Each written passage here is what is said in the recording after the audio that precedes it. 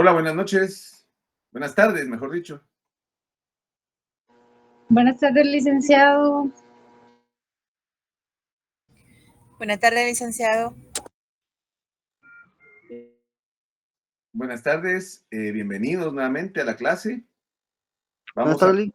Buenas tardes, Buenas tardes, licenciado. Buenas tardes. Vamos a continuar con nuestro repaso, aprovechando que ahora no se nos interrumpe cuando entra un compañero o compañera. Entonces, empecemos de una vez porque la idea es aprovechar el tiempo para el repaso. Yo me imagino que más tarde se estarán uniendo más compañeros y compañeras. Comencemos entonces con la presentación donde nos habíamos quedado. Ahora voy a compartir la pantalla.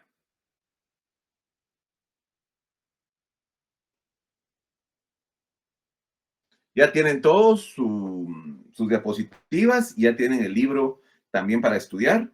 El examen es en una semana, entonces, y el trabajo, pues ya dijimos que es hasta después de los exámenes. Entonces, creo que tienen todas las posibilidades de sacar buenas notas. Cualquier duda, comentario, ya saben, algo que no les quede claro, me pueden interrumpir o al final de la presentación. Comencemos entonces hablando desde una visión crítica a la justicia.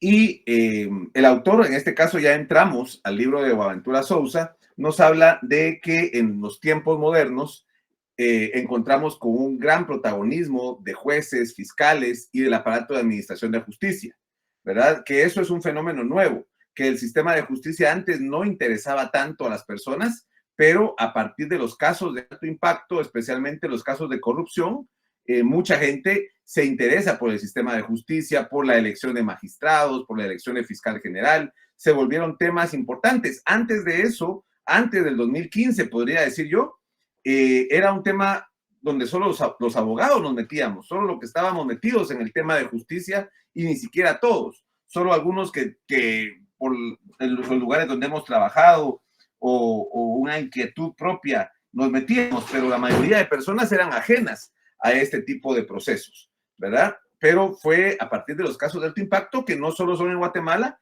el combate a la corrupción es un fenómeno mundial, entonces el sistema de justicia adquiere un protagonismo mayor cada vez en la sociedad en general, en todas partes del mundo.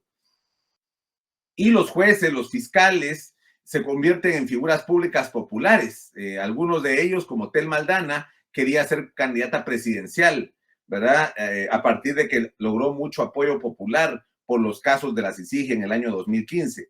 Se convierten en rockstars. Yo me acuerdo que cuando daba clases a personas como ustedes en el 2015, 2016, ellos me decían, ¿verdad? Que eran Tel Maldana, Juan Francisco, Miguel Ángel Gálvez y Ninel Montenegro también estaba en ese momento ahí, todavía no estaba el partido Semilla como tal creado, eran sus ídolos, que eran los Cuatro Fantásticos o los superhéroes, parecían ellos. A ese nivel lo tenía algunas personas. Claro, ya cuando analizamos los casos y analizamos desde un punto de vista jurídico, pues tienen muchas deficiencias. Pero la percepción pública, la sociedad, así los veía como personas que estaban haciendo un gran trabajo, que estaban combatiendo la corrupción, y en parte sí tenían razón, o sea, en parte sí hicieron cosas buenas.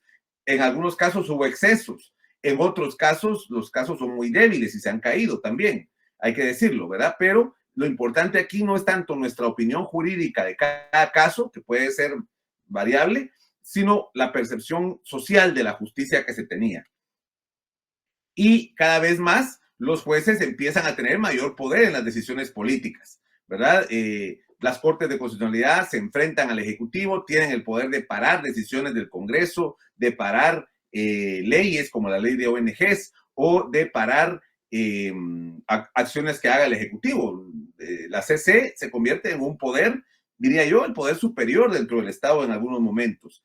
Por ejemplo, fue la CC la que permitió, a final de cuentas, que Bernardo Arévalo tomara posesión, con sus fallos de respetar el proceso de de elecciones, ¿verdad? Cuando el Ministerio Público se tiró contra el Tribunal Supremo Electoral, cuando uno de los partidos o varios partidos gritaban fraude, la CC dijo, no, aquí no hubo fraude, aquí hay relevo de cargos. Y entonces se da la transición. Es decir, las Cortes tienen la última palabra en las decisiones políticas ahora.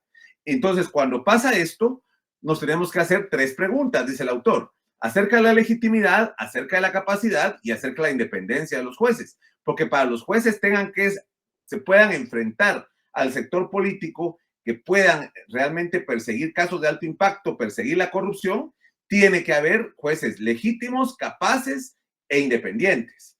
Y hablando de la legitimidad del Poder Judicial, lo que no podemos comparar es a los jueces con los diputados o con el presidente o con los alcaldes. Estos 3 últimos tienen la legitimidad del voto popular. La legitimidad de los jueces no es por el voto popular, no es porque los elijan. No por eso van a ser mejores jueces o más legítimos. La legitimidad de los jueces es fallar respecto a la ley.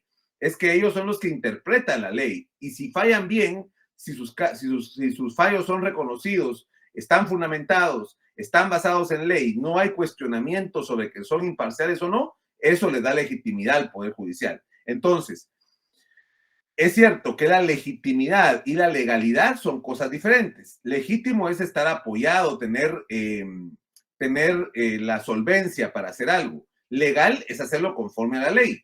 Pero en el caso de los jueces, en buena medida la legitimidad está dada por el fallo conforme a la ley, o sea, sí hay un vínculo directo entre legalidad y legitimidad en cómo fueron electos y en la conducta que ellos tienen, ¿verdad? En el ser apolíticos, no tener un bando dentro de la política del Estado, digamos, sino que solo interpretar la ley. El tema de la capacidad se refiere a los recursos, ¿verdad? Para que el sistema de justicia funcione, tiene que tener suficientes recursos económicos, materiales y humanos. Entonces, esto es un elemento fundamental, sobre todo en países con escasos recursos como los que tiene Guatemala. Y también la justicia depende de la policía para hacer capturas, para llevar a cabo los actos propios de la Administración de Justicia. Se requiere del apoyo del Ejecutivo y también del presupuesto que le da el Congreso y le da el Ejecutivo. Un sistema de justicia capaz es aquel que tiene suficientes recursos económicos, materiales, humanos, personal suficiente. En algunos países, el sistema de justicia tiene su propia policía, que es la que hace la investigación, no depende de la gobernación. Por ejemplo, en Costa Rica, tiene su propia policía, o el FBI en Estados Unidos, que coadyuva con el sistema de justicia y no depende tan directamente del Poder Ejecutivo. Sí depende del Poder Ejecutivo, pero no directamente, sino tiene cierto ámbito de independencia. Y este es el tema central, la independencia de los jueces, ¿verdad? ¿Qué significa? Que no dependa de otro poder, de otro sector, de un sector privado, de la mafia, que no dependa de otros poderes del Estado para elegir a los jueces. Que los jueces puedan funcionar independiente, porque entonces no están sometidos a los poderes, ¿verdad? Y entonces solo tienen que fallar conforme a lo que establece la ley. Un juez independiente es aquel que falla conforme al derecho, no respecto a quién está enfrente, no porque esté un gran empresario contra una persona pequeña va a fallar a favor del gran empresario para que éste después lo ayude a llegar a ser magistrado, ¿verdad? O que vaya a fallar a favor de un político porque después él vota por él para ser magistrado. Eso es un juez independiente. Un juez independiente es el que no depende de otros. Lamentablemente, en nuestra Guatemala eso no se puede, porque no existen estos mecanismos para garantizar la independencia judicial. No existe una verdadera carrera judicial, ¿verdad? No existe estabilidad en el cargo. La remuneración sí es buena, eso sí no hay que negarlo. Los jueces y los magistrados ganan bien, competitivamente. El que quiera ser corrupto es porque ya lo tiene en su sangre, no porque sea necesario ser corrupto, porque ganan muy bien. Seguridad sí se necesita garantizar y los sistemas de supervisión y disciplinarios hay que tener muy, muy fuertes para que los jueces trabajen bien, medir cuánto producen cada día, medir la calidad de sus fallos, ¿verdad? Si tenemos una carrera judicial, un mecanismo por medio del cual las personas para ser jueces y magistrados ingresan por medio de estudios, por medio de concursos de oposición, se van ascendiendo en la carrera, Entonces, eso garantiza la independencia judicial y además que no haya otro poder del Estado que sea el que elija a los magistrados y los jueces, sino que sea una elección propia dentro del Poder Judicial. Así no responde, no tiene que quedar bien con el presidente o con los diputados o con los decanos o con el sector privado, ¿verdad? Es un juez que solo va a fallar conforme a la ley. Ese es el gran éxito que tienen otros países. Por eso es que en Estados Unidos la justicia es de verdad independiente en la mayoría de casos, porque no depende de otro. Ahora tienen problemas, ahora últimamente sí han tenido problemas con su Corte Suprema de Justicia, pero tradicionalmente era así porque eran vitalicios. Además, ahí hasta que se muere el juez deja el cargo, hasta que él decida retirarse, y entonces tendrán que nombrar otro por medio de un proceso de selección. Pero a lo que vamos es que nadie puede remover a un juez como tal, a menos de que se haga, digamos, a menos de que haga escándalos de corrupción o cuestiones muy fuertes sobre su conducta, ¿verdad? En Guatemala, en cambio, no existe una verdadera carrera judicial, solo se llega hasta juez de instancia y para ser magistrado de sala de apelaciones tiene que tener contactos políticos. Por eso Miguel Ángel Gálvez, que tenía 25 años de ser juez o algo así, jamás ascendió a magistrado de sala, porque no lo querían los políticos. Igual a varios otros jueces que se han quedado en las comisiones de postulación o en el Congreso. Por ejemplo, Marco Villeda, ahorita juez de extinción de dominio, no lo nombraron, no quisieron los diputados nombrarlo, aunque llenaba los requisitos, pero no quieren que un juez independiente llegue a ser magistrado. En Guatemala los magistrados los eligen las comisiones de postulación y el Congreso, o sea, un sector gremial que está compuesto por decanos, por abogados, que ya lo explicamos. Eso no viene en el examen, por cierto. Lo de las comisiones de postulación no viene como tal. Cómo funcionan, no es un tema propiamente, bueno, sí podríamos encajarlo en un tema de la estructura política del Poder Judicial, pero no lo vamos a meter en el tema, ¿verdad? En el examen. Por eso no vienen estas diapositivas. Solo que sí hay que tener claro que el Congreso y la Comisión de Postulación no garantizan la independencia judicial. Son órganos externos que dependen de actores como el sector privado, los decanos de las facultades de Derecho, los mismos abogados, y no digamos los diputados, que van a elegir siempre en función de sus intereses políticos y no a los mejores jueces, ¿verdad? Entonces, tampoco hay estabilidad en el cargo. Cada 5 años cambian magistrados. Ahorita solo la tercera parte de los magistrados fue reelecto.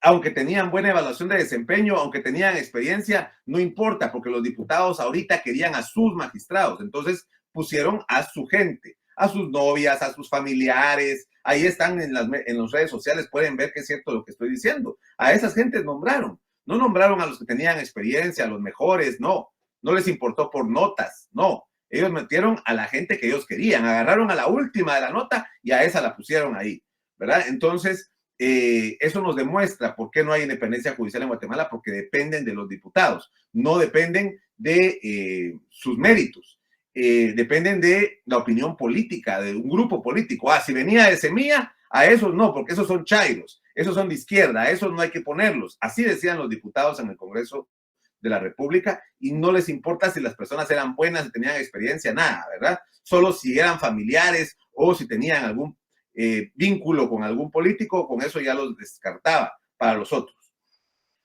Además, no sirve la supervisión de tribunales, no funciona, solo el 1% de los casos que vayan a supervisión de tribunales se termina resolviendo. Es deficiente tanto la supervisión como el sistema disciplinario. Entonces, Guatemala está muy lejos de tener una justicia independiente porque tenemos todos estos problemas y, como ya lo explicábamos en las clases, muchos de estos problemas son de la propia Constitución. La hicieron mal los constituyentes. Nunca pensaron que se iba a politizar tanto el tema de justicia. Y yo sí les digo, tengo 20 y pico de años de estar viendo estos temas de justicia y nunca había visto unas salas tan malas como estas que quedaron ahorita, ¿verdad? Ahí sí la justicia va a sufrir mucho en Guatemala. Y hay casos bastantes, entre ellos casos que ya han llegado al sistema de justicia, como el caso de Comisiones Paralelas 2020, ¿verdad? Bueno, ¿cómo es el papel de los jueces en el Estado moderno, verdad? Y aquí el autor hace un recuento histórico de cómo la posición sociopolítica de los jueces ha ido cambiando con el tiempo, ¿verdad? Y en el Estado moderno, que se empieza a contar a partir del siglo XVIII, Estamos hablando de 1789, la Revolución Francesa, 1777, 78, la independencia de Estados Unidos, ¿verdad? Empieza. Entonces, ese es el Estado moderno, el que se funda ahí, el Estado democrático, republicano, separación de poderes. Ahí empieza nuestra historia como Estado moderno. Antes de eso eran otros tipos de Estado, Estado monárquico, Estado antiguo oriental, Estado romano, etcétera, pero digamos el Estado actual nace con estas dos revoluciones. Y a partir de ahí ha ido cambiando el papel de los jueces en el Estado. En primer lugar, hay que tomar en cuenta que es muy diferente el papel de los jueces en los estados centrales, que hablamos en la unidad pasada, que es un estado central, el primer mundo, y los estados periféricos y semiperiféricos, es decir, de segundo y tercer mundo. Es muy distinto, ¿verdad? En los países centrales sí se pueden dividir en tres etapas claras la evolución que han tenido los jueces. La primera en el estado liberal, la segunda en el estado de bienestar y la tercera en la crisis del estado de bienestar. En el estado liberal clásico, que es un periodo desde 1787 hasta 1919, ¿verdad? Con la independencia de Estados Unidos, la Revolución Francesa, hasta la Primera Guerra Mundial, podemos decir, ahí es donde van surgiendo las repúblicas. Las repúblicas con división de poderes, con un catálogo de derechos individuales, derechos de primera generación nada más, los derechos civiles y políticos, y donde esta separación de poderes, ejecutivo, legislativo y judicial, el que más poder tenía era el poder legislativo, porque era el que tenía la representatividad de las personas por primera vez. Pero son estados pequeños, estados que solo son para garantizar la seguridad y la justicia. No había una gran cantidad de instituciones en el estado. Y en este estado liberal clásico, los jueces tienen ciertas características. En primer lugar, no se meten en temas políticos, ¿no? Ellos son ajenos a cualquier vaivén político, ellos solo juzgan temas muy específicos. Se basan en el principio de estricta legalidad. El principio tiene que estar escrito en la norma, tiene que estar escrita en la Constitución para aplicarla al juez. No pueden usar principios jurídicos amplios, sino que solo lo que está escrito. La forma de interpretar la ley es la forma subsunción racional formal, ¿verdad? Con el silogismo que van a ver ustedes en lógica jurídica de norma, hechos y sentencia, ¿verdad? Es decir, premisa mayor, premisa menor y conclusión. Es aplicar la ley a los casos concretos específicos. Y actuaban solo a petición de parte, había siempre alguien que requería el trabajo de los jueces, veían solo juicios individualizados entre personas, juicios de conflictos de familia, de tierras, temas penales específicos de una persona que mató a otra o de una pareja que se quiere divorciar. Los conflictos eran entre personas individuales.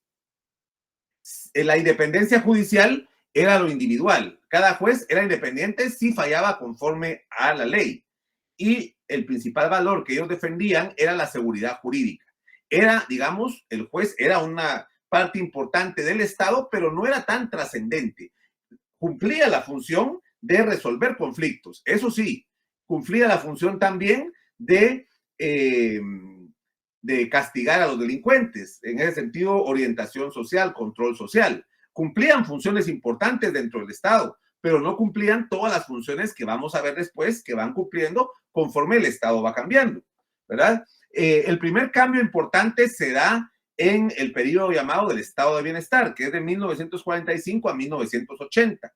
En los países europeos principalmente se da este Estado de Bienestar, donde después de la Segunda Guerra Mundial, ahí está Hitler por eso en la diapositiva, después de la Segunda Guerra Mundial comienza este periodo de donde los estados empiezan a crecer asumiendo funciones para garantizar los nuevos derechos que van apareciendo. Aparecen las constituciones sociales, la de 1945 en Guatemala es una de ellas, pero aparte también están en Italia, en Francia, en Alemania, se empiezan a aprobar nuevas constituciones sociales. En México, en 1917, esa fue pionera, esa fue mucho antes, pero se empiezan a garantizar que los estados tienen que garantizar salud, tienen que garantizar educación, seguridad social, ¿verdad? Entonces, los estados van creciendo.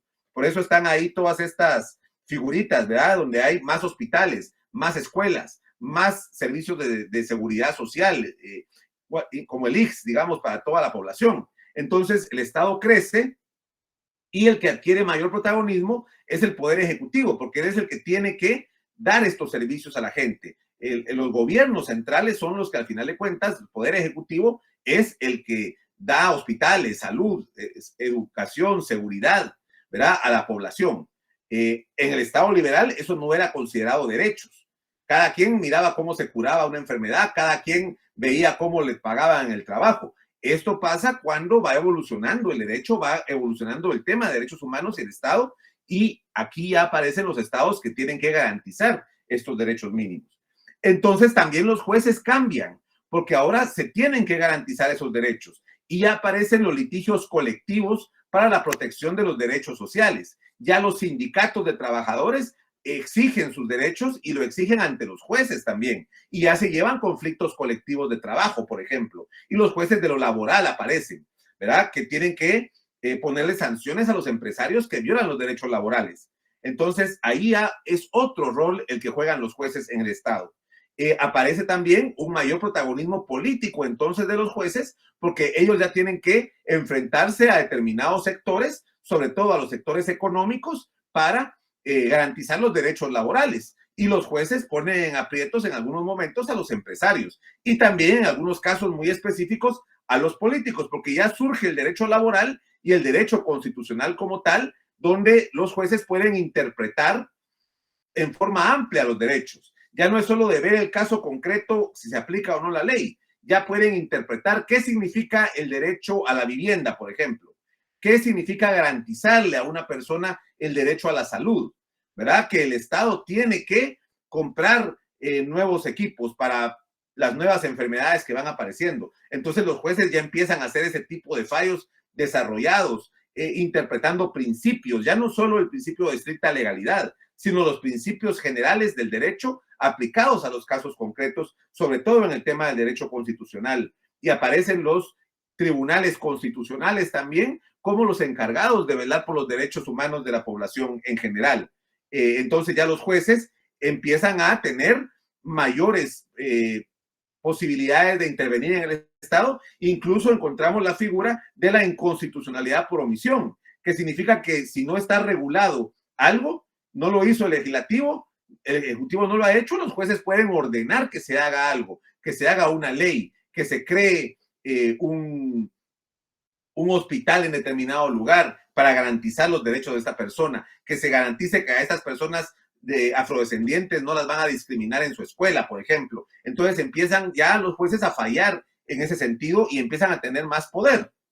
Pero los jueces van a adquirir más poder en la última parte del Estado, que es el periodo conocido como la crisis del estado de bienestar, que comienza más o menos en 1980 con la globalización, el neoliberalismo, la desregulación de la economía, el periodo de privatizaciones. Todo eso hace que los estados se reduzcan, que se disminuyan las posibilidades de los estados de satisfacer las necesidades sociales, se cambia la economía, cambia las comunicaciones y las rutas comerciales, cambian todo el sistema de Estado como tal, aparecen nuevos derechos, los derechos colectivos, los derechos sexuales y reproductivos, se agudizan las desigualdades sociales y la política cae en crisis. La gente que apoyó con mucho entusiasmo la democracia se da cuenta que la democracia tiene problemas, la corrupción, el principal de ellos, ¿verdad? En todo el mundo aparecen problemas ya de corrupción. Crece el Estado, crece el dinero que tiene el Estado, pero también crecen las posibilidades de los políticos de enriquecerse a costa del Estado. Entonces ahí los jueces adquieren otro protagonismo, ¿verdad? En primer lugar, aparece temas como el arbitraje. Por cierto, que la Facultad de Derecho de nuestra Universidad de San Carlos ha estado, el decano ha tenido buenas iniciativas actualmente para promover el tema del arbitraje, y un grupo de alumnos, un grupo de estudiantes está haciendo un MOOC de arbitraje virtual. Entonces, si quieren conocer un poco más de ese tema, les recomendaría que se metieran a estas actividades, a los foros que están teniendo. Hay varios alumnos míos que están promoviendo este tipo de actividades, está muy bien, porque en la San Carlos casi no nos enseñan arbitraje. Esto lo enseñan mucho en las universidades privadas, porque ahora es la forma de solucionar los conflictos mercantiles, es por medio del arbitraje. Ahí está ahora las nuevas tendencias, que es privatizar la justicia, ¿verdad? Pero en el área mercantil, entre empresas, pues ahí que se arreglen ellos como puedan fuera, ¿verdad? No se va a privatizar el tema laboral, porque el arbitraje laboral lo hacen los jueces, ¿verdad? Pero una tendencia a nivel mundial es privatizar el derecho mercantil y para eso es el arbitraje. Aumentan los casos que conoce el sistema de justicia porque ahora son casos de los nuevos derechos, ¿verdad? Los derechos de las mujeres, los derechos de la niñez. Surgen los tribunales especializados en las leyes de mujer, en las leyes de menores. Entonces sale nueva justicia, nuevos casos. Se aumenta el número de casos que se presentan ante el sistema de justicia. Todo el tema de la justicia ambiental, por ejemplo, antes no se conocía, pero los principales puntos donde los jueces en el estado de crisis del estado de bienestar aparece con mayor protagonismo son con los crímenes transnacionales, por ejemplo, el narcotráfico, la trata de personas, el tráfico de armas, pero principalmente el narcotráfico, el tema de la corrupción como digamos, el narcotráfico y corrupción son los crímenes. El narcotráfico es el crimen más importante de finales del siglo XX y corrupción el crimen más importante en el siglo XXI, ¿verdad? Aparecen las convenciones internacionales contra la corrupción, jueces especializados en temas de corrupción y los fiscales adquieren mucho poder y hay un mayor protagonismo tanto de jueces como de fiscales. Tan es así que en muchos países estos han adquirido un papel protagónico principal en las noticias, pudiendo capturar a grandes magnates internacionales o bancos o jefes de Estado, como fue el caso de Guatemala en el 2015 también, ¿verdad? Pero hay que tomar en cuenta que esta evolución de los jueces, digamos, cada vez mayor protagonismo paulatino que han tenido los jueces, se ha logrado hacer en los estados centrales o de primer mundo en esa base de evolución que han tenido los mismos estados. En cambio, en los países periféricos y semiperiféricos, la cuestión es distinta, ¿verdad? ¿Por qué? Porque mientras los estados de primer mundo eran ya estados liberales, repúblicas, aquí todavía éramos colonia, ¿verdad? España, recuerden ustedes que tardó mucho en cambiar su sistema, ¿verdad? En Francia se cambió el sistema en 1789, mientras que en España todavía en 1850 todavía tenía una monarquía, fue un estado atrasado para su época. Entonces, el estado de bienestar, digamos, nunca se aplicó en nuestros países, que después de ser colonias nos pasamos a un periodo de dictaduras militares y guerras civiles, entonces no conocimos el estado de bienestar como tal. Tuvimos algunos intentos de estados liberales, pero no como tal un estado de bienestar. Entonces los jueces tuvieron que pasar del estado liberal directamente a enfrentar los problemas de la crisis del estado de bienestar. Entonces, jueces que apenas pueden aplicar el derecho a casos concretos, ahora tienen que aplicar el derecho a casos complejos, pelear contra el narcotráfico, pelear contra la corrupción, aplicar derechos para los cuales Guatemala no está preparado para implementar. Y aparte de esto, los jueces tienen que luchar por su independencia judicial porque los dos sistemas no garantizan su independencia judicial. Entonces, ¿cómo puede un juez enfrentar al sector político si los mismos políticos lo eligen? Entonces, por eso los jueces que se han enfrentado a los políticos no llegan nunca a ser magistrados. ¿Cómo puede un juez enfrentar el narcotráfico si no tiene las medidas adecuadas para garantizar su seguridad? Entonces, los casos de narcotráfico grandes o se llevan en la ciudad capital donde hay jueces de alto impacto, porque en el interior no pueden hacer nada los jueces. Entonces, es muy distinta la función de los jueces, las capacidades, la independencia que tienen los jueces en los países periféricos, semiperiféricos y en los países centrales. Esto es un punto importante para entender. Y el caso de Guatemala, que ya sabemos que pasamos muchísimos años bajo temas de dictaduras militares, enfrentamiento armado, narcotráfico y corrupción, entonces no podemos esperar que nuestros jueces sean independientes. Si Rafael Carrera nombraba a los jueces, los supervisaba, igual lo hacía Jorge Ubico, Ríos Montt creó tribunales de jueces sin rostro y suprimió el Congreso. Es decir, bajo la historia de Guatemala es muy poco el periodo que llevamos como democracia. Y en ese periodo democrático tampoco hemos podido diseñar bien el sistema de elección de magistrados y jueces, ¿verdad? Entonces, todo este tema tiene que ver con qué funciones cumplen los jueces en los estados modernos, incluso el de Guatemala. Cumplen tres tipos de funciones: los instrumentales, las políticas y las simbólicas. Esta es la clase que dio Daniel un día que yo no pude llegar a clases, ¿verdad? Las funciones instrumentales son aquellas funciones que son atribuidas a una determinada área de actuación social y se consideran cumplidas cuando dicha área opera con eficacia dentro de sus límites funcionales. Es decir, lo que específicamente se le pide que hagan los jueces. Las funciones propias que solo esta área tiene y que ningún otro ente del Estado tiene. Las funciones políticas son aquellas a través de las cuales los campos sectoriales de actuación contribuyen al mantenimiento del sistema político. Todas las instituciones del Estado cumplen una función política porque ayudan a mantener el sistema político en su conjunto. En cambio, las instrumentales, cada institución del Estado cumple distintas funciones instrumentales. Y las simbólicas, igual que las políticas, las cumplen todas las instituciones del Estado. Es el conjunto de orientaciones sociales con la que los diferentes campos de actuación social contribuyen al mantenimiento o destrucción del sistema social en su conjunto. Todas las instituciones forman parte de un sistema del Estado, de un sistema social completo, y si fallan algunas de ellas, falla todo el Estado como tal, ¿verdad? Entonces, cada una de ellas juega también un papel simbólico en mantener el Estado, el sistema social completo, ¿verdad? Vamos a explicar cada una de ellas. Cuando hablamos de las funciones instrumentales, hablamos prácticamente de 4 funciones: la solución de litigios, el control social, la administración y la creación del derecho. La solución de litigios es la función más típica de los jueces, ¿verdad? Darle una respuesta jurídica a los conflictos entre los miembros de la sociedad. Los jueces son, igual que otros, un mecanismo de solución de conflictos. Llegan 2 partes y el juez tiene que resolver quién de ellas tiene razón. Puede ser conflictos civiles, penales, mercantiles, laborales, administrativos, de cualquier tipo que enfrenten a 2 personas. Al final de cuentas, es el juez el que va a dar una solución a esto. El control social es el conjunto de medidas adoptadas, ya sea mediante la interiorización o mediante coacción a una determinada sociedad para que las acciones individuales no se desvíen en forma significativa del patrón dominante de sociabilidad.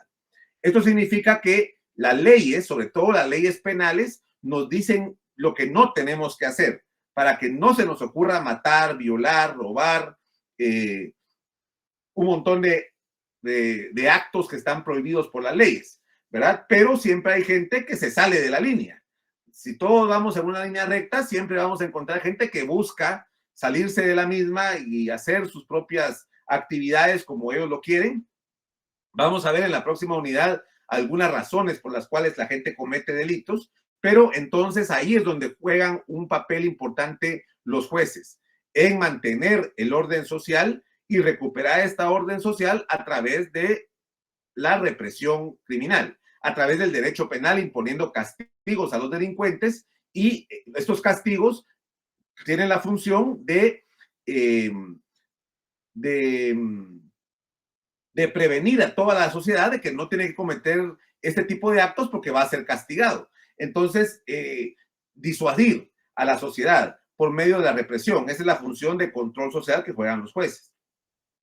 Pero los jueces también tienen muchas funciones administrativas, actos de certificación que los jueces realizan para darle legalidad a ciertos actos. Por ejemplo, el divorcio de una pareja, la adopción de un niño, son temas que los jueces no están decidiendo ahí cuando es de voluntario el divorcio, ¿verdad? Cuando es un divorcio ordinario sí hay pugna entre las partes, pero cuando las personas solo llegan a ratificar algo que ya plantearon antes, es una función administrativa propiamente, ¿verdad?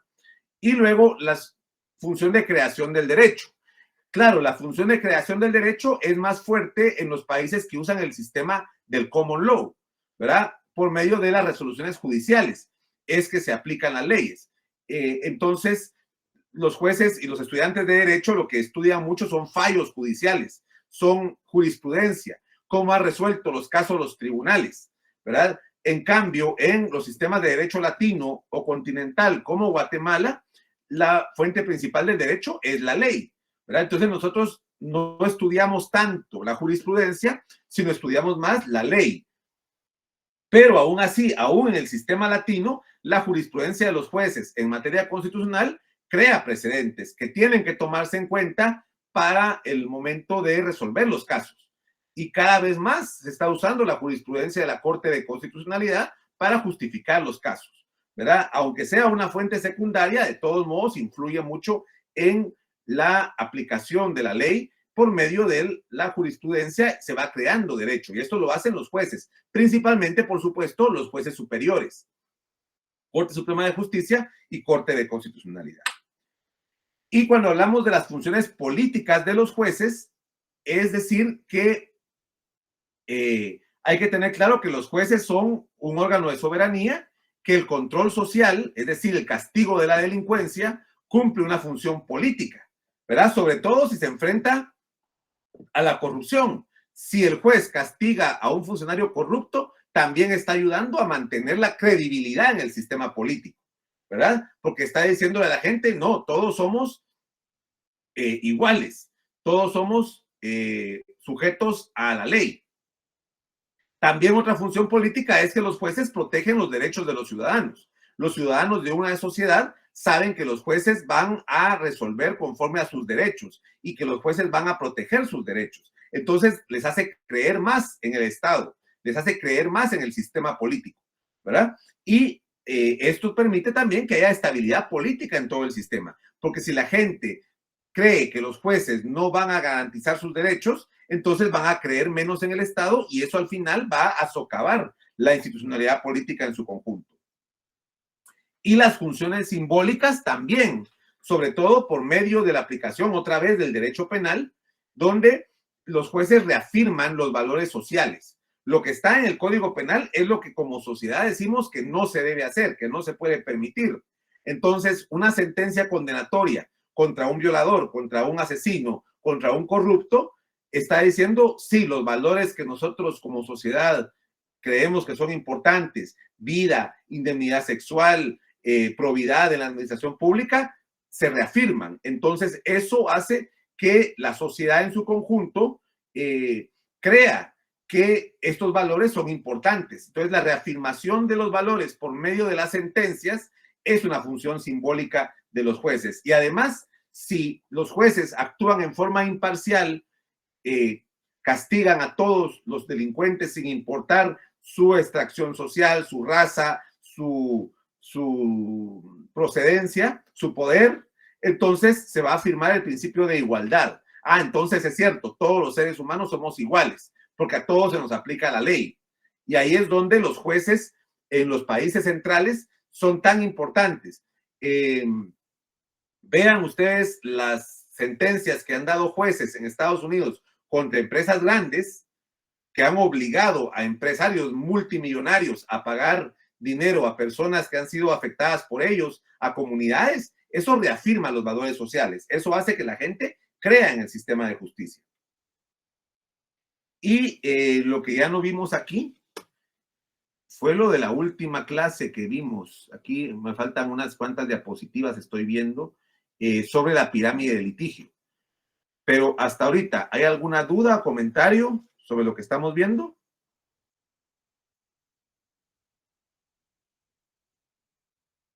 Hasta ahorita hay algún...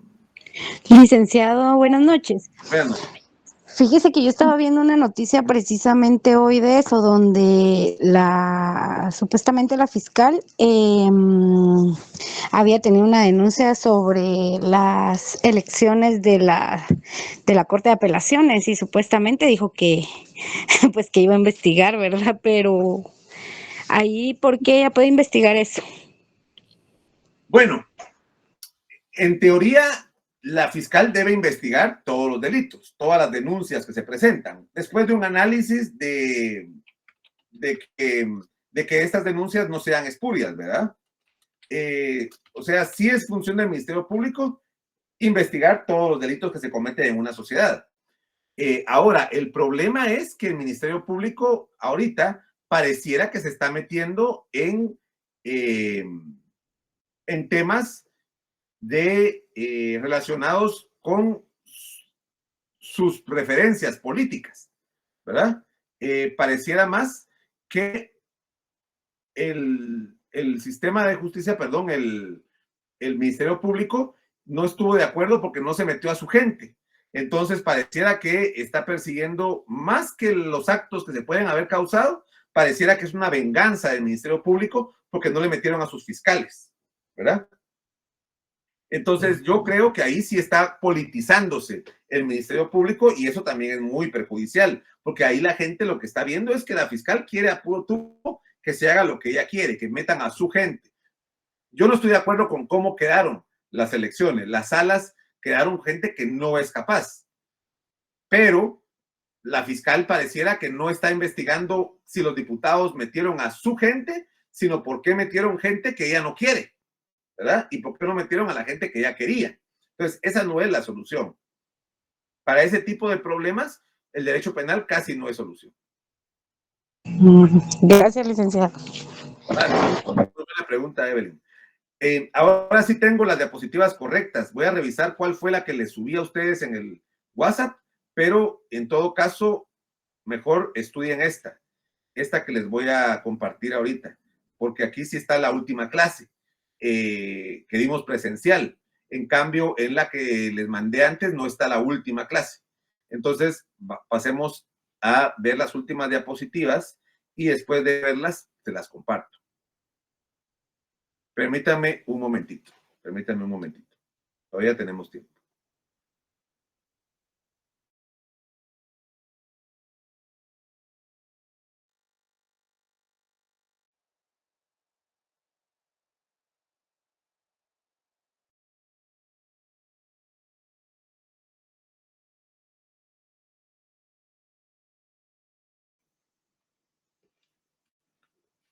Perdón, ya regresé. Ahora sí, veamos entonces las diapositivas finales del repaso. Esto de todos modos ya lo expliqué en la clase, pero no lo habíamos visto en diapositivas. Otro tema que vimos fue el tema de la cultura jurídica. Entendemos como cultura jurídica el conjunto de orientaciones hacia valores e intereses que configuran un patrón de actitudes frente al derecho y a los derechos y frente a las instituciones del Estado que producen, aplican, garantizan o violan el derecho y los derechos. Es decir, la cultura jurídica de un país es cómo la gente, la sociedad, los habitantes de ese país ven al derecho, ven el papel que tiene el derecho en la sociedad y el papel que tiene en la sociedad las instituciones que aplican, que garantizan, y también las instituciones que violan los derechos humanos. Hay que tomar en cuenta que el nivel de desarrollo económico y social condiciona la naturaleza del conflicto social e individual, ¿verdad? Una sociedad más desarrollada, con más economía moviéndose, va a tener más litigios, va a tener más casos, va a tener más conflictos, porque es una sociedad muy dinámica. Entonces, donde hay muchas transacciones comerciales, muchas transacciones laborales, los abogados van a tener mucho trabajo, porque la sociedad, entre la economía más trabaje, más también va a necesitar abogados, va a necesitar más litigios. Y entre más avanzado sea la economía, más también avanzado van a ser el tipo de casos que se van a conocer, ¿verdad? Así como va evolucionando el sistema económico social, así también va evolucionando el tipo de litigios y esto también va a condicionar el desempeño de los jueces, ¿verdad? Los países por eso centrales tienen jueces que ven más casos, que tienen que ver casos más complejos, que tienen que estar mejor preparados que jueces que ven casos donde una sociedad que no económicamente no se mueve mucho, que no evoluciona mucho como sociedad, ¿verdad? Entonces, la cultura jurídica va, sí, vinculada con el desarrollo económico y social de un país, ¿verdad? Y vamos viendo cómo cada vez van apareciendo nuevos derechos, cada vez van apareciendo nuevas reclamaciones sociales y también los jueces tienen que adaptarse a esas reclamaciones sociales. Pero lo importante también es ver cómo la gente percibe sus derechos, ¿verdad? La gente en algunos países de primer mundo ha tenido una larga tradición de pelear por sus derechos, por los derechos de voto a las personas de color, por ejemplo, por los derechos de voto a las mujeres, por los derechos también de la diversidad sexual ahora, por los derechos reproductivos, por también buscar qué pasó con los desaparecidos. Hay una foto ahí de la Plaza de Mayo, de la guerra. Entonces la gente en algunos países está muy acostumbrada a reclamar por sus derechos. Ven a los derechos como algo bueno. No ven a los derechos nada más como vemos aquí en Guatemala muchas veces, que lo vemos solo protegen a los delincuentes, ¿verdad? Es la percepción que tienen las personas de los derechos. Y la cultura jurídica va íntimamente relacionada con el litigio en una sociedad. Un litigio es un conflicto entre dos o más personas que ambas creen que tienen un derecho, ¿verdad? Y por lo tanto piden que se les dé la razón a una de ellas, pero las dos creen que tienen un derecho. Y en cualquier sociedad hay varios mecanismos de resolver los litigios, de resolver los conflictos. Está la autodefensa, donde uno mismo va a reclamar su derecho e intenta que se le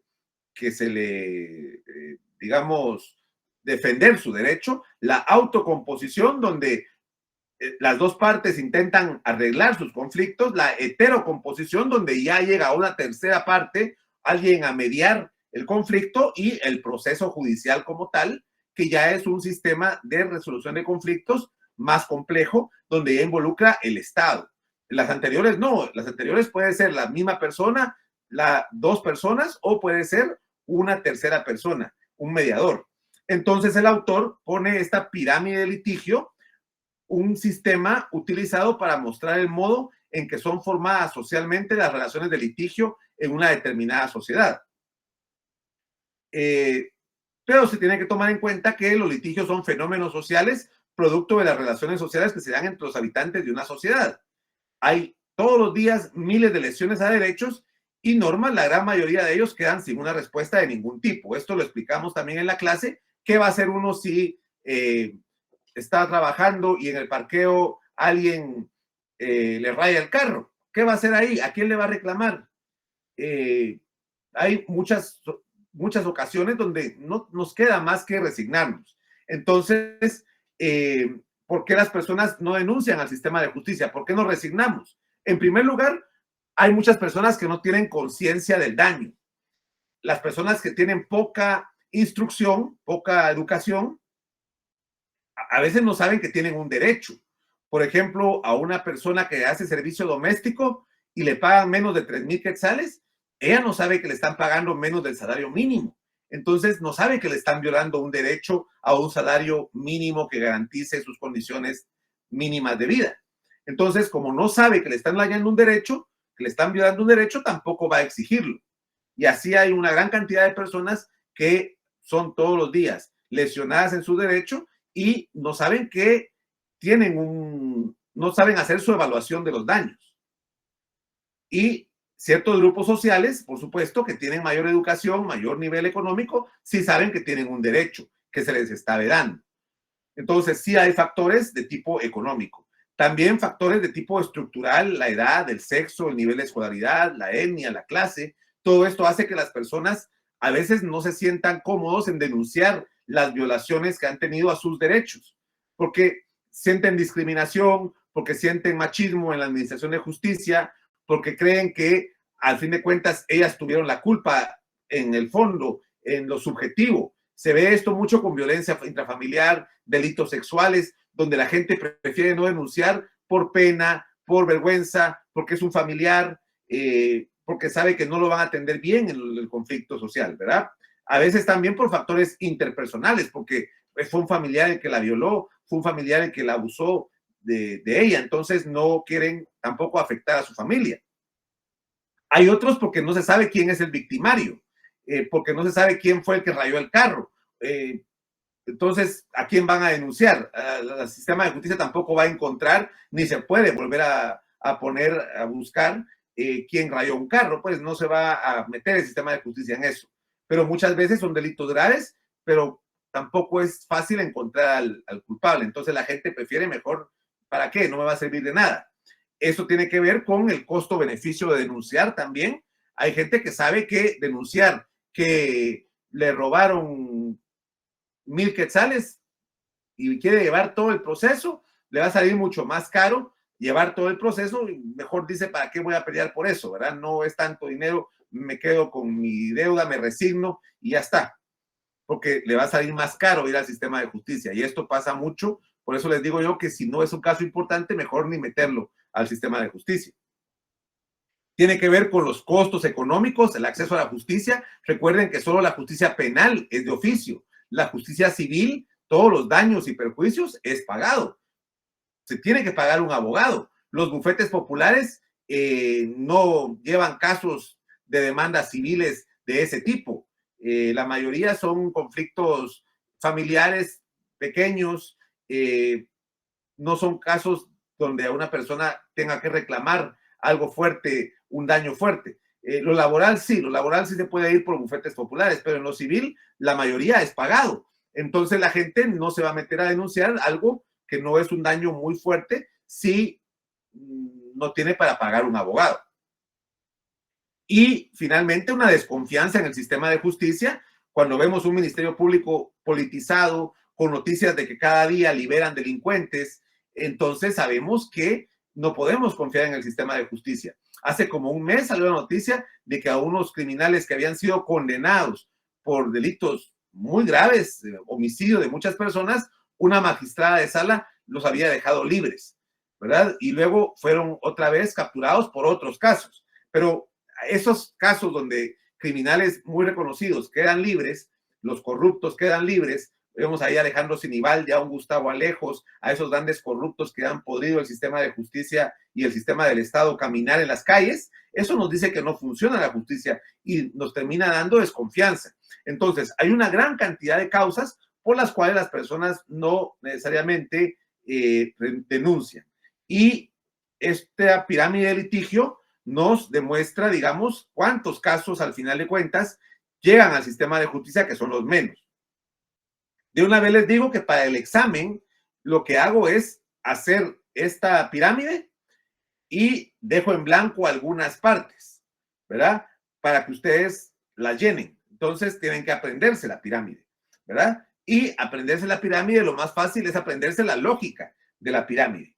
En la base de la pirámide están todas las relaciones sociales con potencialidad de lesión, es decir, todos aquellos casos que pueden conllevar una lesión a un derecho.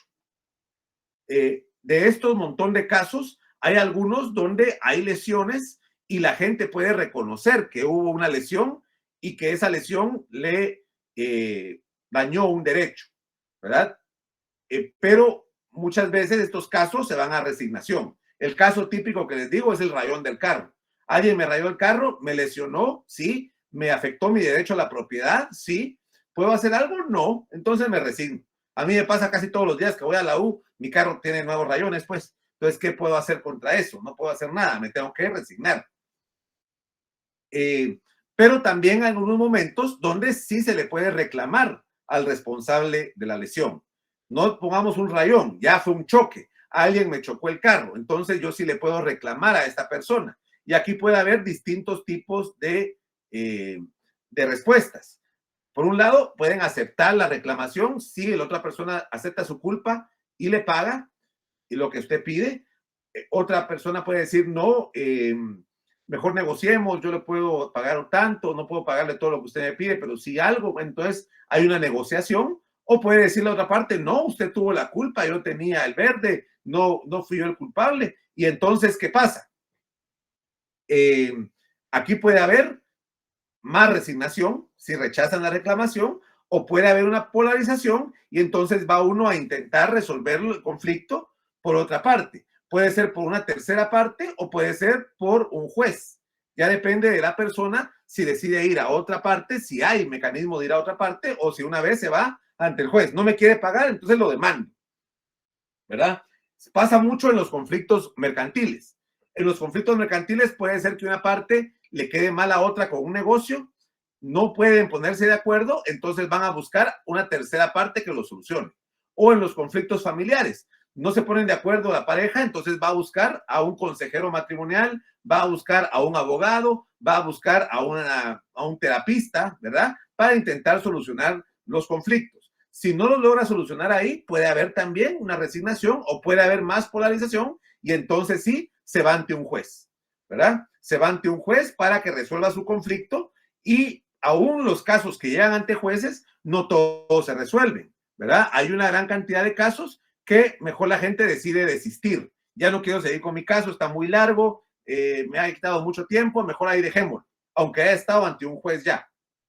O van a una conciliación en otro lado, entonces, aunque el caso está ante el juez, se concilia en otro lado, entonces ya ante el juez solo llegan a ratificar la conciliación. Para eso están los centros de mediación del organismo judicial también, y todas las áreas, incluso la penal, en muchos temas, permite conciliar.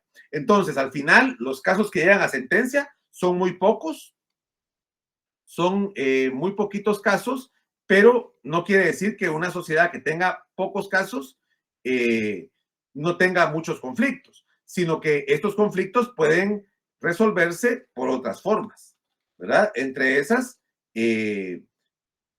la solución por un tercero, la conciliación, o también puede ser que muchas veces las personas dejen de actuar para no seguir gastando dinero. Entonces también puede haber muchas veces que hay resignación bastante escaso, ¿verdad? Muy bien. ¿Alguna duda? ¿Comentario? Sí, Viviana, por favor. Gracias, licenciado. Perdone una consulta. ¿Me podría explicar la definición que indicó de heterocomposición? Es que solo anoté las otras tres que dio. La heterocomposición es un medio de resolución de conflictos donde aparece una tercera persona para resolver el conflicto. Puede ser un mediador, puede ser una autoridad comunitaria, puede ser cualquier persona que no sean las dos que están en conflicto. Gracias, licenciado. Cuando las dos que están en conflicto intentan solucionar, es una autocomposición. Cuando ya llega otra persona a intentar solucionarlo, es una heterocomposición. Pero que no tenga nada que ver con ambos. Sí, que no tenga, bueno, sea una tercera persona distinta de las dos que están en pugna. Ya. Gracias, licenciado. Muy bien. ¿Alguien más que tenga alguna duda?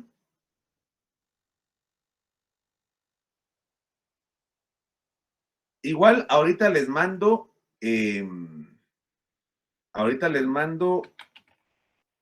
esta que sí es la correcta, ¿verdad? Esta que sí es la de diapositivas correctas, donde sí están todas. La otra también está casi todo. Las últimas 4 o 5 diapositivas no están en la otra, ¿verdad? Pero casi todo está en las otras. Ahorita se los estoy mandando al WhatsApp. Permítanme un momentito. Ahorita los atiendo. Entonces, para el examen viene las diapositivas y también el capítulo del libro de Sociología Crítica de la Justicia. Sí, Estuardo, por favor. Licenciado, perdone, en el tiempo que estemos en exámenes, por ejemplo, toda la semana, ¿usted no va a dar clases? No, porque ustedes tienen examen lunes y miércoles y viernes. Sí, son los días que usted nos da clases, ¿sí? Sí, miércoles y viernes yo doy clases. Y la siguiente semana tienen martes y jueves. Entonces, no voy a dar la clase del miércoles para no me van a poner atención. Ustedes van a estar pensando en los exámenes del jueves, ¿verdad? Sí, es mejor. Gracias, Eli. No, tendríamos clases hasta el viernes 19. No, perdón, hasta el viernes 26, ¿verdad? Ok, gracias. Muy bien. Ya les mandé al WhatsApp la presentación, ¿verdad? Pero creo que les volví a mandar, perdón, les volví a mandar la misma. Hagan caso omiso de esto, además la voy a quitar ahorita del mensaje. Esta sí es la buena, la que les mandé ahorita. La primera la voy a quitar. Y esta sí es la buena, la que dice Derecho Copy 3. ¿Verdad? Esa que ya les envié, esa es la buena. Ahí están todas. Gracias, Lick. Al parecer hoy está enamorado. No, siempre estoy enamorado, ¿eh? Pero de la carrera. Sí, de la carrera, correcto. De mi esposa. Igual que todo. Ahí está. ¿Alguien va a poder salir el Así se sábado? contesta, le va a decir ella. No, por aquí está, por eso les digo. Si no le Entonces- jala Lili, las orejas, Lick. Lili, todos queremos ser como usted, que usted respeta mucho y usted solo habla de su esposa y cómo habla de usted ahí en las clases, cómo ¿A que habla sí? usted de su esposa, ¿va? ¿A que Sí, así queremos ser todos. Así debe ser. Muy bien. Entonces, estamos todos, ¿no tienen alguna duda, comentario?